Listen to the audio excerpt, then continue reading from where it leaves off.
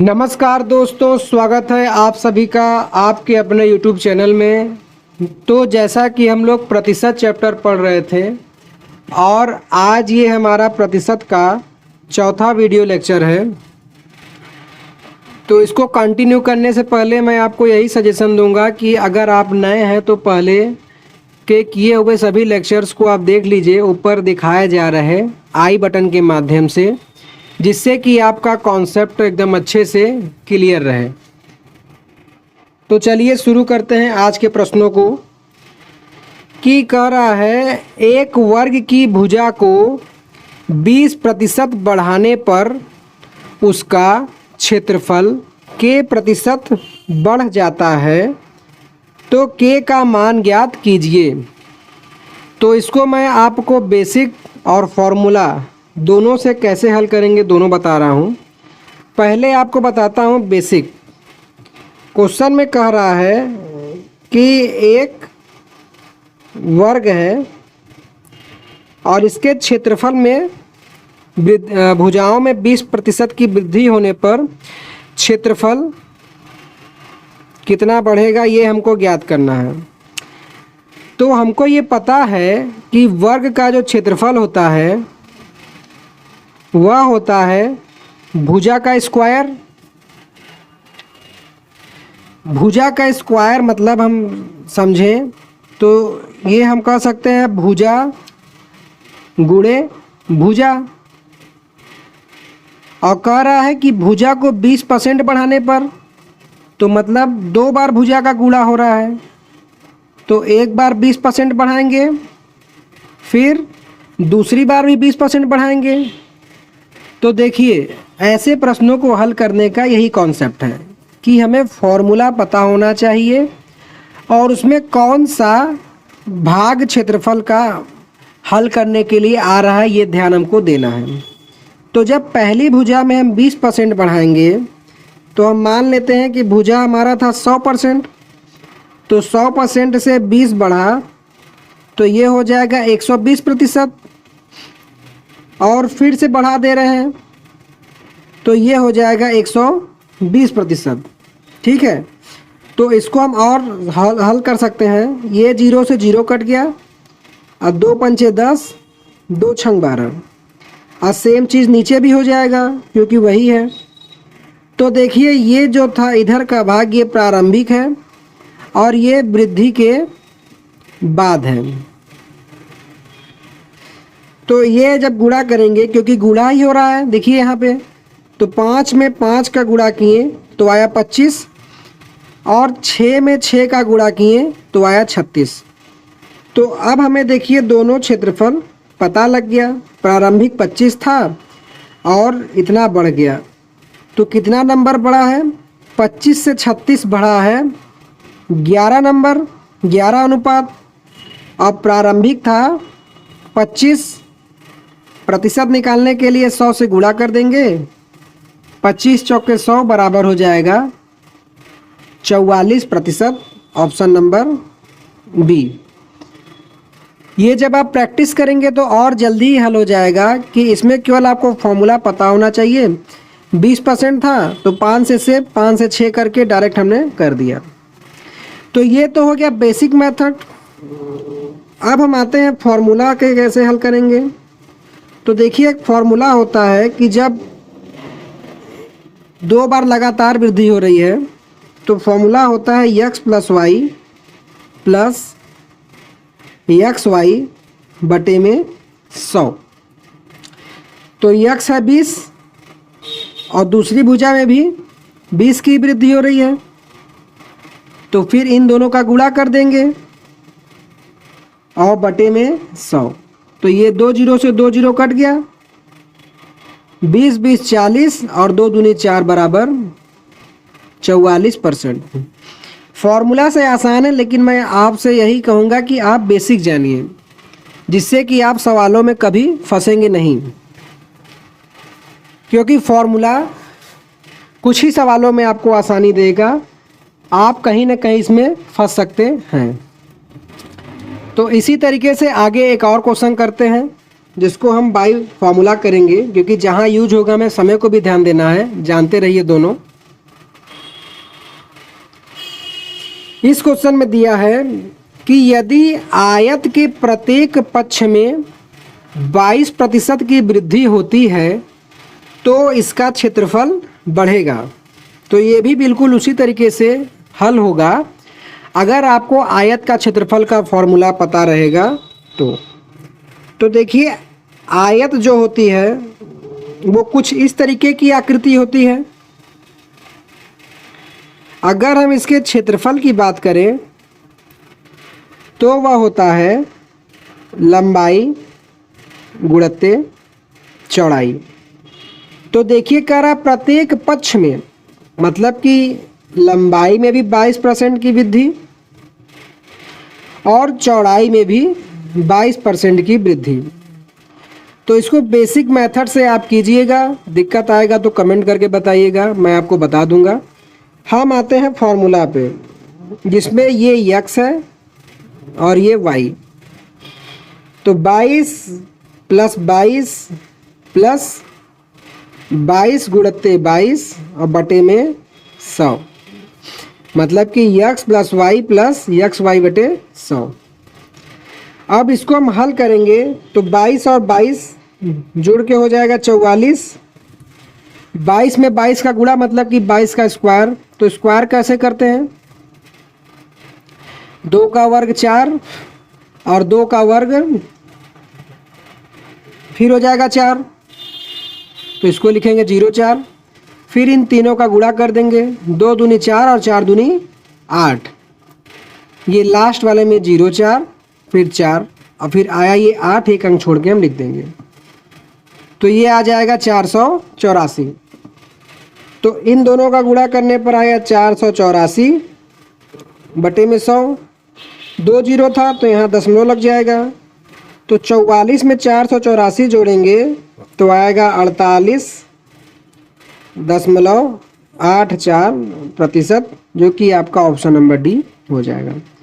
Square देखिए कैसे हम निकालते हैं कि पहले इकाई अंका करेंगे वर्ग, तो वर्ग करने पर अगर एक अंक आ रहा है तो उसके आगे 0 बढ़ा के लिखेंगे। फिर अगले अंक का करेंगे, फिर इन दोनों का गुणा और फिर साथ में स्क्वायर। तो 2 दूनी 4, 4 दूनी 8, तो ये हो गया 484। 1 से लेकर 99 तक की संख्याओं में आप इसी तरीके से वर्ग करेंगे। और उसके साथ ये था फॉर्मूला जिससे कि आप इसको हल कर लिए। तो अभी तक देखिए हम लोगों ने 2 बार वृद्धि देखा। अब इस सवाल में हम देखते हैं कमी कैसे निकालेंगे। तो क्वेश्चन देखिए जैसा कि दिया गया है कि यदि किसी आयत की प्रत्येक भुजा में 11% की कमी होती हो तो इसके क्षेत्रफल में हुई कमी ज्ञात कीजिए। तो देखिए क्षेत्रफल का फॉर्मूला जैसा कि हम पहले ही जानते हैं कि ये होता है लंबाई गुणित चौड़ाई। तो लंबाई में 11% की कमी और चौड़ाई में 11% की कमी। तो देखिए जब कमी होती है तो कमी के कंडीशन में फॉर्मूला जो रहता है x + y तक तो ठीक रहता है, लेकिन फिर यहाँ हो जाता है -xy बटे में 100। मान रख दें x की जगह 11, y की जगह 11, माइनस 11 गुणित 11 बटे में 100। तो 11 11 हो जाएगा 22, माइनस 11 का वर्ग होता है 121 बटे में 100। तो 22 माइनस 1.21। तो जब 22 में से 1.21 हम घटाएंगे तो ये आ जाएगा 22.79, जो कि आपका ऑप्शन नंबर डी सही हो जाएगा। अब अगर इसको हम बेसिक से हल करें तो कैसे होगा ये देखिए। तो देखिए यहाँ पहले हम लिखते हैं प्रारंभिक और ये है अंतिम, या कहें कमी के बाद। तो पहले था लंबाई, तो लंबाई में 11% की कमी किए तो पहले 100 था, 100 में से 11 कम कर दिए तो हो गया 89। फिर करें चौड़ाई, तो चौड़ाई पहले 100 था, फिर कम किए तो हो गया 89। अब इन दोनों का हम गुणा कर देंगे तो क्या आता है, आता है क्षेत्रफल। तो 100 में 100 का गुणा करेंगे तो आएगा 10,000। अब 89 का वर्ग कैसे निकालें, तो निकाल लीजिए। 9 9 81, 8 8 64, 8 9 72 और 72 दूनी 144। 1 8 4 12 हासिल लगा 1, 4 दूनी 8 1 9, 6 1 7। तो 7,921 ये आपका कमी के बाद आया। तो 10,000 से 7,921 कितना कम है, देखिए अगर ये 8,000 होता तो हमारा 2,000 और इधर 21 और बढ़ा दे तो ये 2,000 7 9 हो जाएगा 2,079, और 10,000 से इसमें भाग दे देंगे। प्रतिशत निकालने के लिए 100 से गुणा कर देंगे, 2 जीरो से 2 जीरो कट गया तो ये आ गया 20.79%। तो एक बार मैं इसको और समझा देता हूँ कि प्रारंभिक लंबाई 100 था, फिर कम होने के बाद ये 89 हो गया, फिर उसके बाद चौड़ाई 100 था, कम होने के बाद 89 हो गया, दोनों का गुणा कर दिए तो क्षेत्रफल निकल गया। अब कितना कमी हुआ 10,000 से, तो ये इसको घटा दिया हमने तो आया इतना। परसेंटेज निकालने के लिए प्रारंभिक से भाग दे दिए और 100 से गुणा कर दिए, तो ये हमारा सॉल्व हो गया। तो आशा करता हूँ कि आपको समझ में आ गया होगा कि अगर वृद्धि होगी तो कैसे हल करेंगे, और अगर सवाल में कमी होगी तो हम कैसे इसको हल करेंगे। अब हम आते हैं अगले क्वेश्चन में।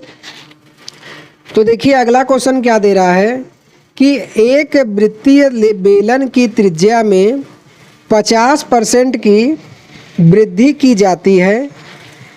आयतन में होने वाली वृद्धि हमको इसमें ज्ञात करनी है। क्या कह रहा है कि बेलन की त्रिज्या में 50% की वृद्धि होती है, तो आयतन में होने वाली हमको वृद्धि ज्ञात करनी है कि कितना इसके आयतन में वृद्धि हो। तो अगला क्वेश्चन में देखिए क्या है कि एक वृत्तीय बेलन की त्रिज्या में 50% की वृद्धि होती है, आयतन में होने वाली वृद्धि ज्ञात कीजिए। तो इस क्वेश्चन में कह रहा है कि एक बेलन है जिसकी त्रिज्या में 50% की वृद्धि हो रही है, तो बस वही डायरेक्ट फॉर्मूला में रखिए, x प्लस वाई, वृद्धि है तो प्लस होगा, एक्स वाई बटे में 100, तो x की जगह 50, y की जगह 50, फिर 50 गुणे 50 बटे में 100, 50 50 100 हो गया, और ये 2 जीरो से 2 जीरो कट गया तो ये हो गया 25 बराबर ये आ जाएगा 125। तो आप देख सकते हैं कितने आसानी से इसको हम लोगों ने सॉल्व कर लिया, केवल कैलकुलेशन था इसमें। अब आते हैं अगले क्वेश्चन पे, जो कि दिया है कि एक सिलेंडर की त्रिज्या 150% तक बढ़ाई जाती है और इसकी ऊंचाई 20% तक कम की जाती है, तो इसकी मात्रा में प्रतिशत वृद्धि ज्ञात कीजिए। कह रहा है त्रिज्या बढ़ाई जाती है और ऊंचाई कम की जाती है, तो यहाँ एक नया टर्म आ रहा है मात्रा। तो ये ध्यान दीजिएगा, क्वेश्चन में अगर मात्रा पूछेगा तो इसका मतलब वो आयतन की बात कर रहा है। तो आयतन किसका पूछ रहा है यहाँ, सिलेंडर का।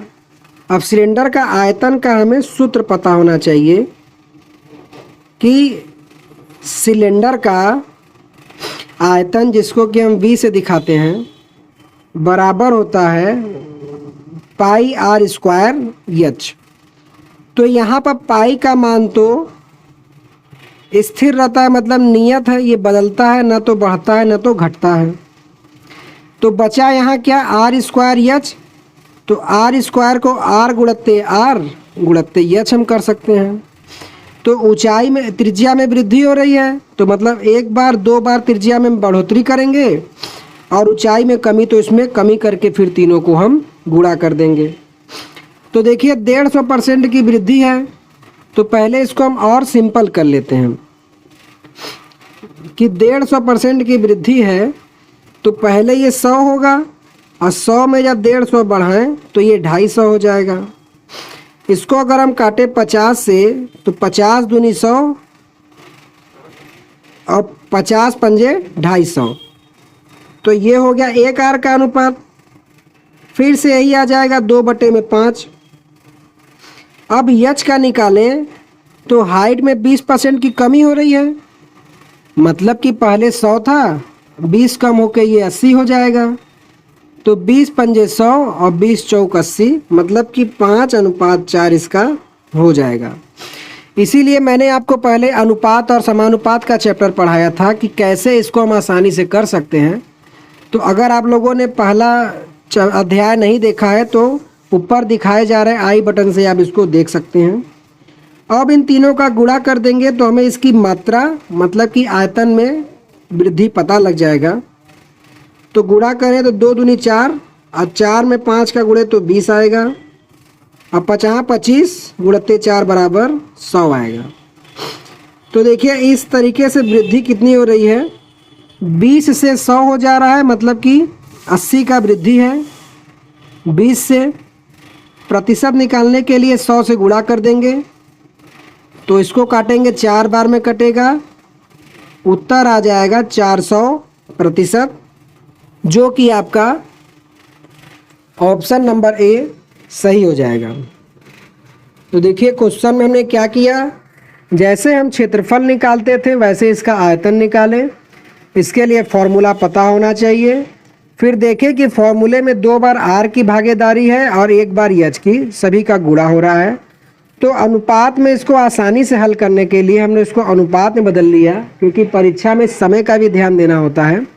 फिर क्योंकि यहाँ तीनों का गुणा हुआ है तो गुणा कर दिए, फिर जो वृद्धि हुई उसको प्रारंभिक से भाग देके प्रतिशत निकाल लिया। तो आज के लेक्चर में हम यहीं तक बात करते हैं। अगले वीडियो क्लास में हम लोग यहाँ से आगे बढ़ेंगे, जिसमें कि क्वेश्चन दिया गया है कि एक सिलेंडर की त्रिज्या और ऊंचाई क्रमशः 50% और 75% बढ़ाई जाती है। मूल आयतन को एक प्राप्त आयतन के प्रतिशत के रूप में व्यक्त कीजिए। बिल्कुल उसी तरीके से बढ़ेगा, इसमें त्रिज्या भी 50% बढ़ाएंगे और ऊंचाई को जो वहाँ घटा रहे थे तो यहाँ पर बढ़ाएंगे। तो दोस्तों आशा करता हूँ कि आप लोगों को बताया गया सवाल समझ में आया होगा। तो प्लीज़ वीडियो को लाइक और चैनल को सब्सक्राइब कर लीजिएगा। कोई भी अगर आपको दिक्कत आता है तो कमेंट के माध्यम से आप पूछ सकते हैं। ना समझ आने की दशा में आपको लाइव वीडियो क्लास करके बताया जाएगा। तो मिलते हैं अगले वीडियो लेक्चर में। So thanks for watching. धन्यवाद।